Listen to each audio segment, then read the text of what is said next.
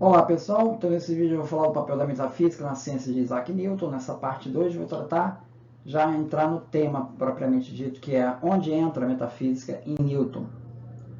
Bom, a lei da gravitação, que ela trata da força de ação à distância entre duas massas, estão distantes, essa força ela é inversamente proporcional ao quadrado da distância dessas massas, se G é uma constante. Em 1684, Hooke ele se considerava o detentor dessa fórmula, da lei do inverso do quadrado da distância, que ele havia desenvolvido junto com Harley e Christopher Wren, mas só que eles não tinham nenhum suporte matemático para provar isso, era mais empírico, né?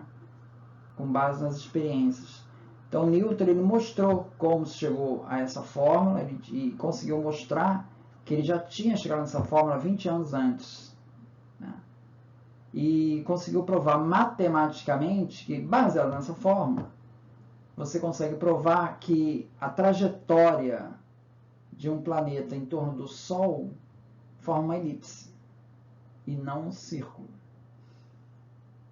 Então, o Newton foi acusado pelos cientistas de que essa noção de ação à distância ela traz um elemento de ocultismo, de essa ideia de atração e repulsão presente no ocultismo.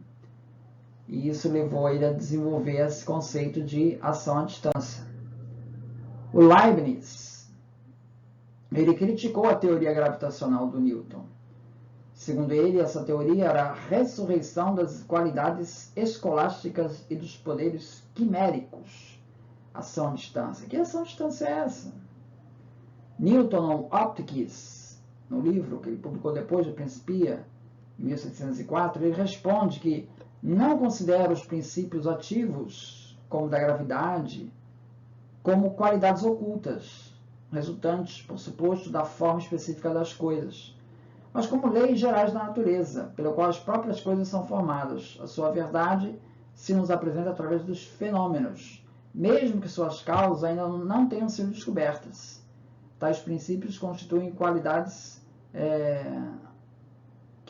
cujas causas ainda são ocultas, apenas que as causas são ocultas.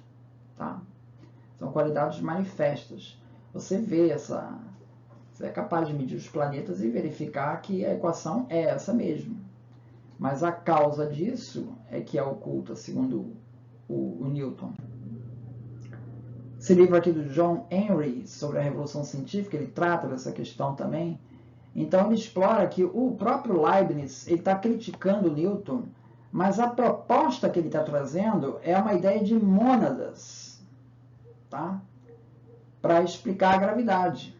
Ele não está contestando a gravidade, está tentando entender o que é a gravidade. Então, Leibniz traz esse conceito de mônadas, que, segundo ele, estava no interior dos corpos, que os corpos seriam formados não por átomos, mas por mônadas, um tipo de átomo espiritual, dotado de alma. As coisas todas seriam dotadas de alma, e por isso vistas como indivíduos genuínos, capazes de atividade própria e organizados numa hierarquia até a mônada suprema, que era Deus.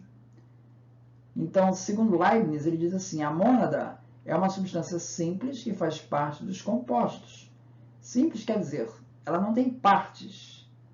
Ora, onde não há partes, não há extensão, nem figura, nem divisibilidade possível. E as mônadas são os verdadeiros átomos da natureza. E, em uma palavra, os elementos de todas as coisas. Então, todas as coisas têm alma. Francis Yates mostra que esse conceito de mônada foi emprestado do Giordano Bruno, da tradição hermética, e mesmo cultura aceita sem hesitação que Leibniz era um Rosa Cruz. Então, veja, o Leibniz está reclamando do esoterismo do Newton, mas ele mesmo está pegando conceitos da teoria hermética. Esse livro do Alexandre Koyré, do Mundo Fechado ao Universo Finito, também discute essa questão.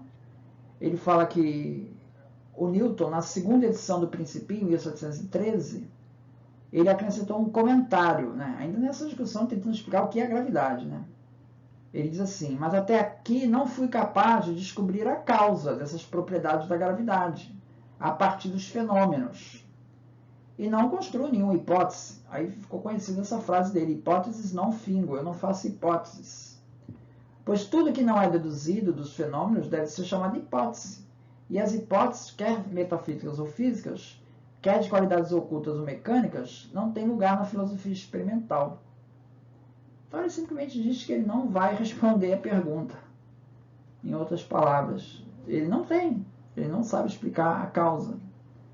Na análise de Coiré, com essa resposta, o pensamento do século XVIII se reconcilia com o inexplicável. Então, veja, isso desfaz um pouco aquela ideia mítica que se tem do Isaac Newton como racionalista, que é capaz de explicar tudo. Ele aqui está admitindo que ele não sabe a razão da gravidade. E também não vai formular nenhuma hipótese sobre isso. Esse livro do Paulo Abrantes, Imagens da Natureza e Imagens da Ciência, também traz em detalhes essa discussão.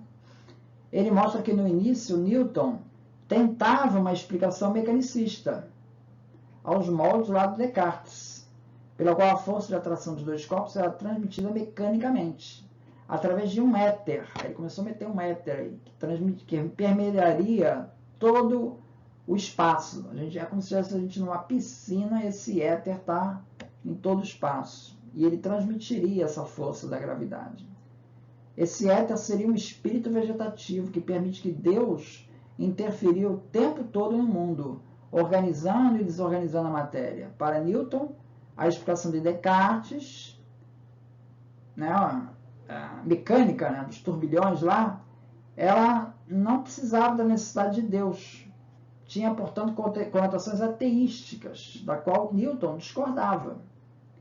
Da mesma maneira, Newton também discorda da teoria ondulatória da luz, de Huygens, porque ele assumia a presença de um meio material para a propagação da luz. Em 1785 e 1713, Newton assume uma explicação teológica hermética, pelo qual tais forças são vistas como manifestações de poderes divinos, o que está até justificando as acusações do Leibniz. Esse livro do Edwin Burt, As Bases Metafísicas da Ciência Moderna, também traz essa discussão.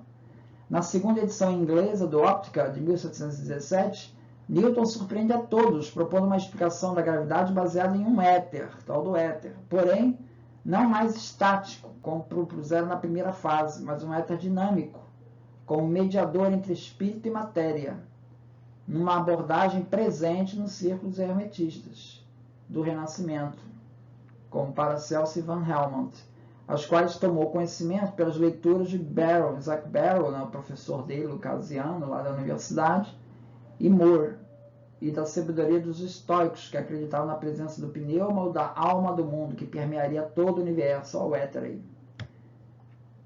O éter universal tornou-se instrumento para a ação de Deus. Então, Newton não descarta Deus, pelo contrário, ele está procurando um meio pelo qual Deus pode estar renovando essa movimentação toda dos planetas, né? Então, Deus está o tempo todo agindo para que os planetas continuem se movendo. Em 1703, na segunda edição do Principia, né? Ele nessa que eu estou falando, né? Ele se refere a esse éter como uma gravitação, né? Como uma verdade transmitida pelos grandes iniciados, como Pitágoras, Tales, Anaxágoras, entre outros. A doutrina pitagórica da harmonia das esferas, em que o Sol, Apolo, tocava uma lira de 7 cordas ao centro do universo, sugeria que o Sol atraía os planetas com a harmonia desses tons, segundo a lei do inverso do quadrado da distância. Isso é o Pitágoras que está falando lá. Já falava em inverso do quadrado da distância. Uma lei de ação à distância. Então, a ideia de ação à distância estava presente na doutrina de Pitágoras e na doutrina de emanações de Plotino. Isso está aqui no livro aí do James McClellan. Obrigado, então.